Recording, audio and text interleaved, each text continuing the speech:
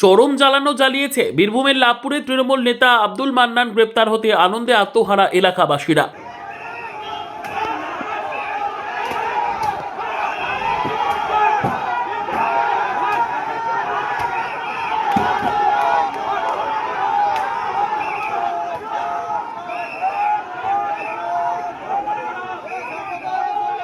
তাকে গ্রেপ্তারের পর আজ মঙ্গলবার যখন থানা থেকে আদালতের দিকে নিয়ে যাওয়া হচ্ছিল তখন লাভপুর থানার সামনে অজস্র মানুষের ভিড় দেখা যায়। আর সেই অজস্র মানুষের ভিড় থেকে পুলিশের গাড়ি লক্ষ্য করে ছুটে আসছিল একের পর এক ডিম আর চোর চোর স্লোগান।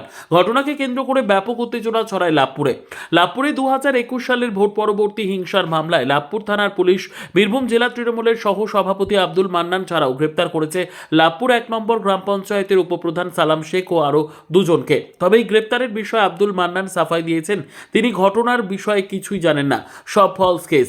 একটা ফলস কেস, আমরা জানিই না ঘটনা কি কেস কি কেস নয়, তার বাড়ি থেকে ঢিল মেরেছে নাকি সেরকম কেস, তার জন্য গ্রেফতার করেছে জানিই না আমরা, আমি তো ঘটনা জানি না।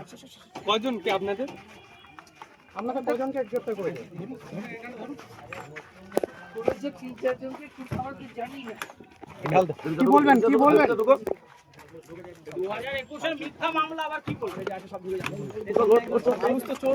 ফলস কেস নাকি সত্যি তা অবশ্য বিচারাধীন, আদালত এই বিষয়ে বিচার করবে। তবে আব্দুল মান্নানের গ্রেপ্তারিতে যে এলাকার মানুষেরা চরম খুশি তা তাদের কথাবার্তাতেই স্পষ্ট। বহু মানুষ খুশি আনন্দ, কারণ যেভাবে অত্যাচার করেছে বিনা কারণে জেল, থানায় বসে বড়বাবুকে বলেছে যে আমি একে ধরে নিয়ে আসুন না, 2 টাকা জরিমানা করুন, না দিতে পারলে তাকে জেলে বহু কেসে ভরে দেন। এইরকম গাঁজা থেকে আরম্ভ করে আম থেকে আরম্ভ করে বহু রকম কেস। আজকে মান্নানকে মানুষ কেউ মেনে নিতে পারছে না, এই জন্য মানুষ আজকে ক্ষোভ। আচ্ছা, আপনি কি চাইছেন এগুলো দরকার ছিল?